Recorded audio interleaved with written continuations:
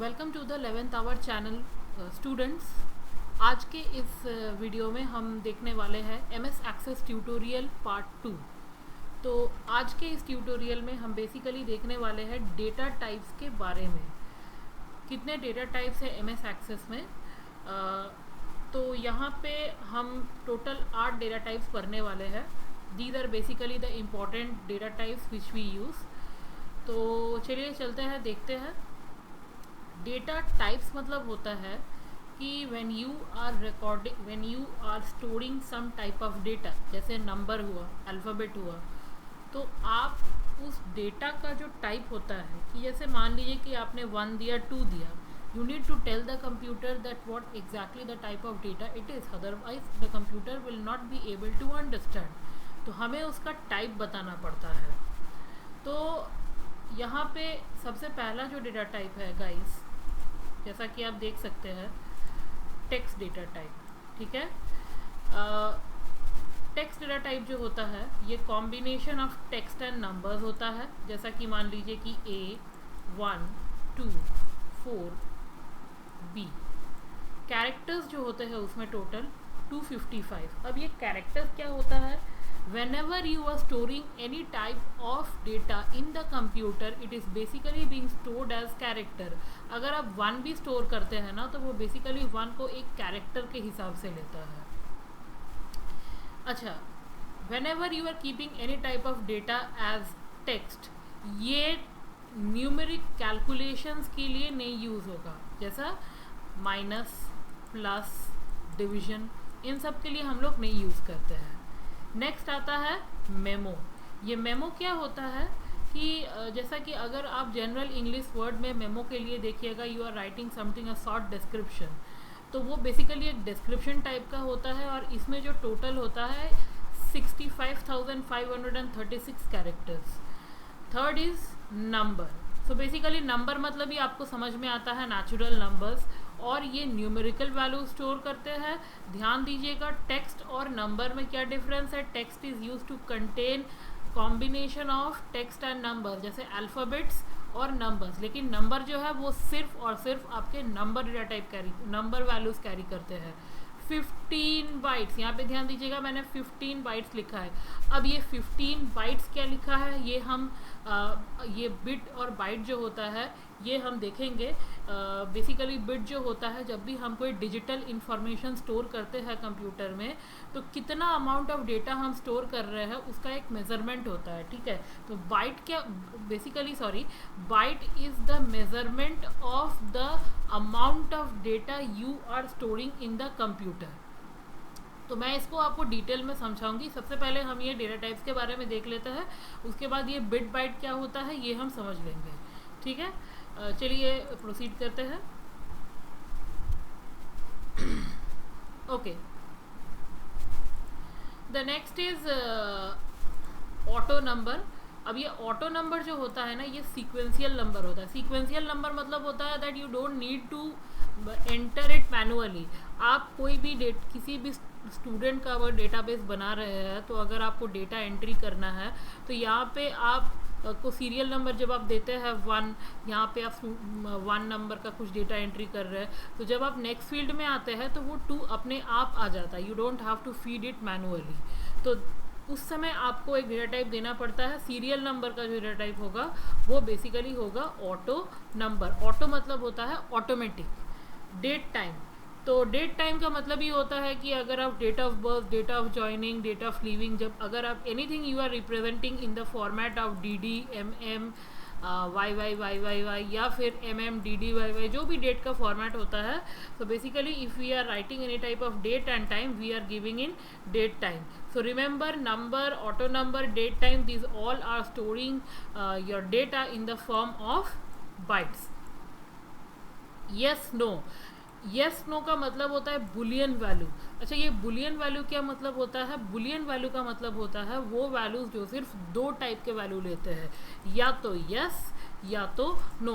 Basically हम लोग ये डिजिटल लॉजिक सर्किट्स जब पढ़ेंगे तो हमें समझ में आएगा कि ये बुलियन वैल्यूज़ होता क्या है। जब हम लोग लॉजिक सर्किट में हम लोग गेट्स के बारे में पढ़ेंगे तो हमें ये बुलियन वैल्यूज़ के बारे में और अच्छे से समझ में आएगी। अभी तक आप ये समझ के रखिए, बुलियन वैल्यू मतलब होता है जिसके सिर्फ दो वैल्यू होता है, या तो यस का मतलब होता है ट्रू और नो का मतलब होता है फॉल्स। ठीक है, याद रखिएगा, यस का मतलब होता है ट्रू और नो का मतलब होता है false. Okay, so let's proceed to the next screen. पहले इसको हम लोग थोड़ा रब कर लेते हैं।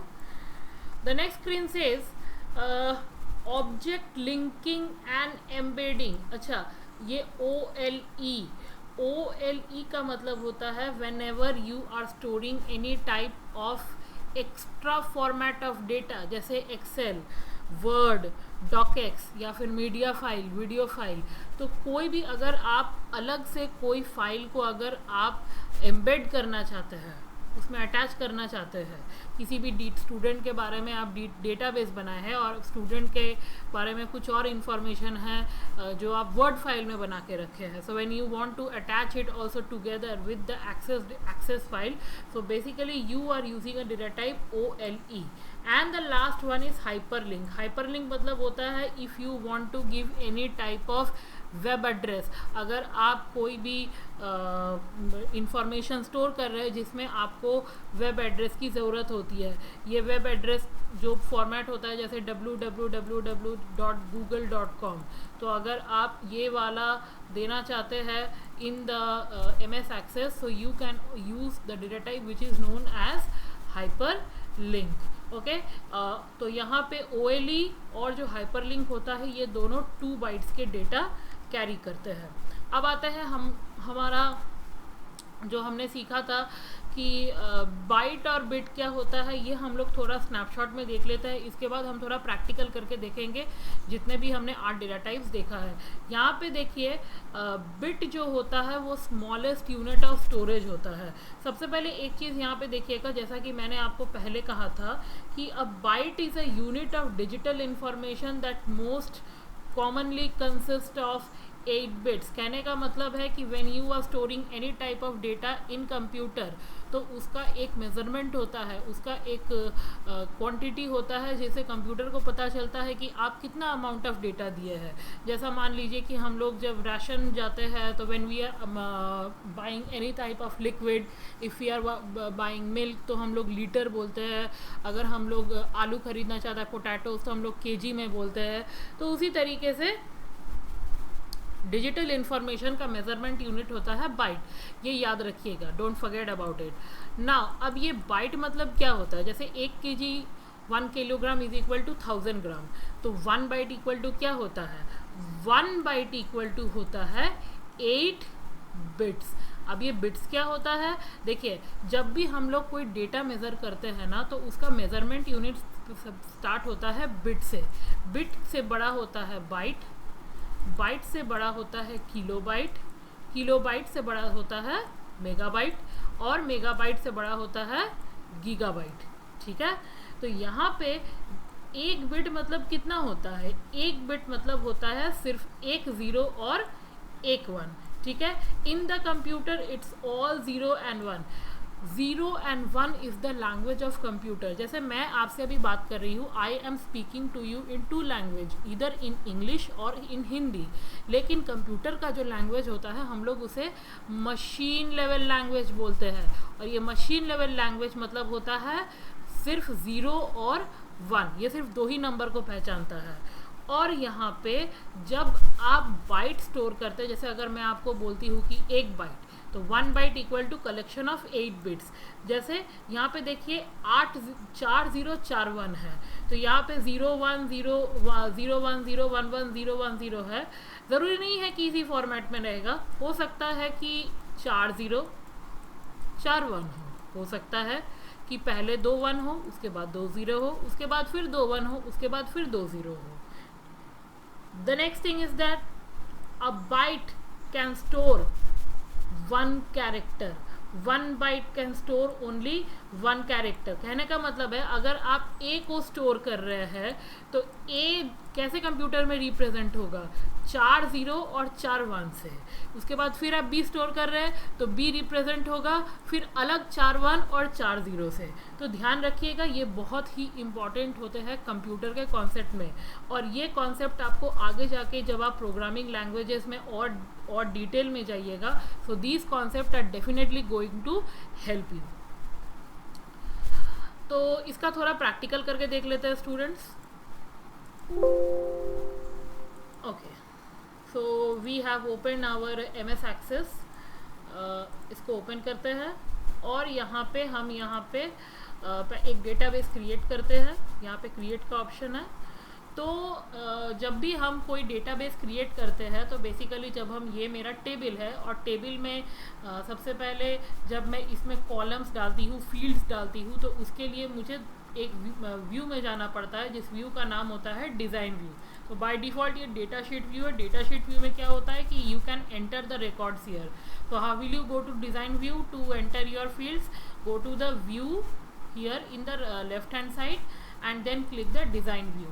So whenever you are going to the design view, Access will be asking you that what do you want to keep the name as table 1, मतलब ये आपको टेबल का नाम चेंज करने बोलेगा। तो यहाँ पे आप कुछ भी नाम रख दीजिए, स्टूडेंट का या फिर एम्प्लॉय का, जिसका भी आप डेटाबेस बनाना चाहते हैं, ओके कर दीजिए।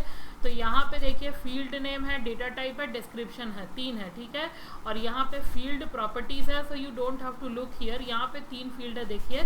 फील्ड नेम मतलब जिसका नाम, जो कॉलम का नाम आप रखना चाहते हैं। डेटा टाइप जो हम लोग अभी देखेंगे प्रैक्टिकल करके, जिसको लेके आज का लेक्चर है। और डिस्क्रिप्शन मतलब है अगर आप समझना चाहते हैं कि ये फील्ड क्या स्टोर कर रहा है। तो यहाँ पे देखिए सबसे पहला जो है ऑटो ID। तो ये बेसिकली बाय डिफ़ॉल्ट दिया रहता है। इस ID को हटा के अब रोल नंबर लिखिए या फिर एम्प्लॉय नंबर लिखिए या फिर एनरोलमेंट नंबर लिखिए। अब यहाँ पे देखिए की टाइप का एक सिंबल है, तो ये की टाइप है प्राइमरी की। प्राइमरी की का मतलब होता है वो कॉलम जो कभी भी डुप्लीकेट नहीं हो सकता है। एक ऐसा कॉलम रहता है, एक ऐसा फील्ड रहता है MS Access में जो कभी भी डुप्लीकेट नहीं होता है, ताकि जब आप रिलेशनशिप क्रिएट करें तो आपको डेटा फेच करने में दिक्कत नहीं हो। तो ये हम लोग क्वेरीज में सीखेंगे। अब इसका डेटा टाइप है ऑटो नंबर। अब ऑटो नंबर देने से क्या होता है कि ये ऑटोमेटिकली आपके उस फील्ड को फिल करते रहेगा विदाउट मैन्युअली टाइपिंग। यहाँ पे डिस्क्रिप्शन में आप लिख सकते हैं कि it stores the roll number of the student. अब आता है नेक्स्ट फील्ड में, तो यहाँ पे हम रखेंगे फर्स्ट नेम। तो फर्स्ट नेम में हम यहाँ पे रखते हैं, जैसे मान लीजिए, देखिए यहाँ पे जो मैंने टेक्स्ट आपको बात है ना, तो अगर आप 2007 का वर्जन यूज़ कर रहे हैं तो आपको सिर्फ यहाँ पे टेक्स्ट दिखेगा। आई एम यूजिंग 2016, तो यहाँ पे लॉन्ग टेक्स्ट, शॉर्ट टेक्स्ट है। Both are the categories of text. Short text का मतलब होता है कि आप इसमें अगर आप शॉर्ट टेक्स्ट क्लिक करते हैं तो इसका कैरेक्टर फील्ड साइज होता है 255, और अगर आप लॉन्ग टेक्स्ट क्लिक करते हैं तो यहाँ पे कोई फील्ड साइज का कुछ यहाँ पे दिया नहीं है, मतलब आप इसका कोई लिमिट नहीं है।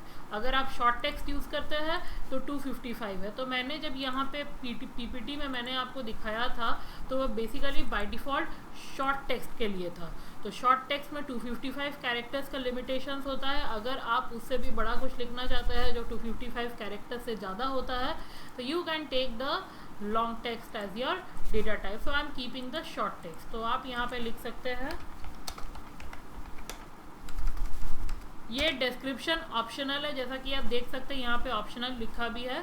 तो ये आपके अंडरस्टैंडेबिलिटी के लिए होता है, that if anyone is opening the design view what basically that field is containing, they can easily understand by seeing the description part. तो यहाँ पे आप लिख दीजिए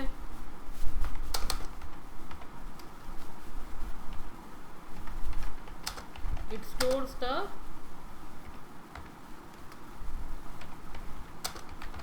first name of the student. यहाँ पे हम लिखते हैं लास्ट नेम। और यहाँ पे भी शॉर्ट टेक्स्ट देते हैं और यहाँ पे लिख देते हैं इट स्टोर्स द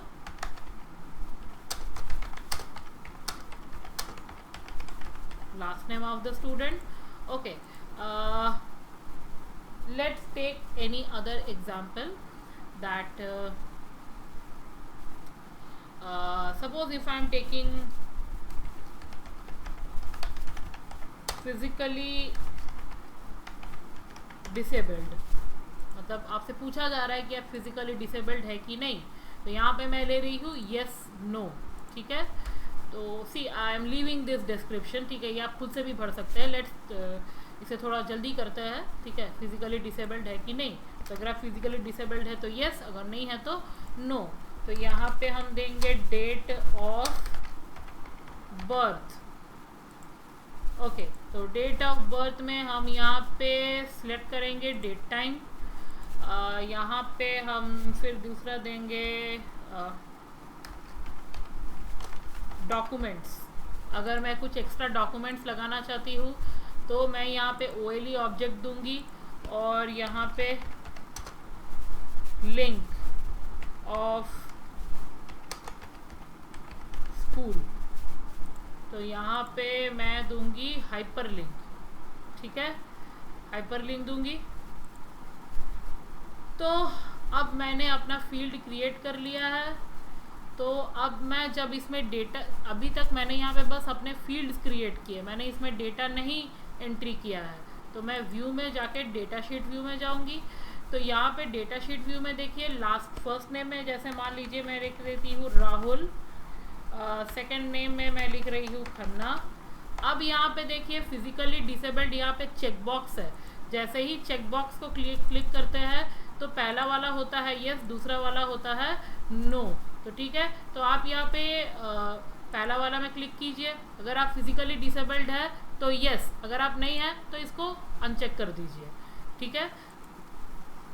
तो यहाँ पे देखिए नो यस है, यहाँ पे ये यस और नो है, तो यहाँ पे आप नो क्लिक कर सकते हैं, ओके कर दीजिए, ठीक है। तो यहाँ पे देखिए ये ऑटोमेटिकली नो है, मतलब कुछ नहीं है। That means the computer is getting to know that you are not physically disabled. अब यहाँ पे डेट ऑफ बर्थ में मैं यहाँ पे डेट फिल्टर्स देख रही हूँ, तो डेट फिल्टर्स में आप यहाँ पे जा सकते हैं, या फिर यहाँ पे देखिए कैलेंडर आ गया है, तो कैलेंडर में मैं कोई भी डेट डाल रही हूँ, ठीक है। अब यहाँ पे देखिए documents, now you want to fetch the documents. तो यहाँ पे अगर आपको डॉक्यूमेंट्स लेना है तो यहाँ पे you can edit a bound object frame if the field in the underlying. Okay, चलिए देखते हैं। ओके, तो यहाँ पे हम इसे राइट क्लिक करेंगे, इंसर्ट ऑब्जेक्ट, इंसर्ट ऑब्जेक्ट में जाइएगा। तो यहाँ पे आपको सिलेक्ट करना पड़ेगा कि क्रिएट न्यू, अगर आप अपना कोई फाइल बनाना चाहते हैं तो आप उसे दीजिए क्रिएट फ्रॉम फाइल। अगर आपके पास पहले से आपका क्रिएट किया हुआ एक फाइल है तो यहाँ पे ब्राउज कीजिए और यहाँ पे आप अपना कोई भी फाइल जो सिलेक्ट करके यहाँ पे डॉक्यूमेंट में रखना चाहते हैं, डेस्कटॉप में जाइए या फिर कोई भी पेन में जाइए। तो मैं यहाँ पे कोई भी एक डमी फाइल में यहाँ पे सिलेक्ट करी हूँ, जैसे मैं इसको सिलेक्ट करी हूँ और ओके करके उसके बाद फिर इसको ओके कर दीजिए। तो यहाँ पे देखिए मेरा ये डॉक्यूमेंट ऑलरेडी आ गया है, ठीक है। तो जैसे ही मैं इसको डबल क्लिक कर रही हूँ तो इसको ओपन करूँगी तो ये ओपन हो जाएगी। तो जैसे देखिए ये ओपन हो गया, ओके। नाउ उसके बाद यहाँ पे लिंक ऑफ द स्कूल, तो यहाँ पे अगर स्कूल के लिंक को अगर आप क्लिक करते हैं, स्कूल के लिंक को अगर आप क्लिक करना चाहते हैं तो यहाँ पे आप जैसे मान लीजिए कि मैं यहाँ पे www.google.com, ध्यान रखिए यहाँ पे आपको लिंक सही से देना पड़ेगा। अब यहाँ पे अगर मैं इसको डबल क्लिक करती हूँ, ओके, मेरा इंटरनेट कनेक्शन अभी डिसेबल्ड है तो इसीलिए ये इसको लिंक को नहीं खोल पा रहा है। So if your internet connection is good then my page would have opened and you would have seen कि कैसे मेरा पेज ओपन हो रहा है। अब यहाँ पे सेकंड रिकॉर्ड में आता है, तो जैसे ही सेकंड रिकॉर्ड में आते हैं तो यहाँ पे मैं यहाँ पे दूसरा नाम एंटर कर रही हूँ, जैसे सृष्टि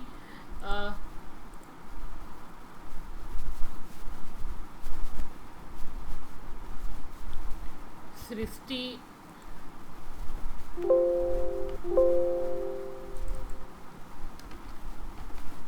आहूजा, ठीक है।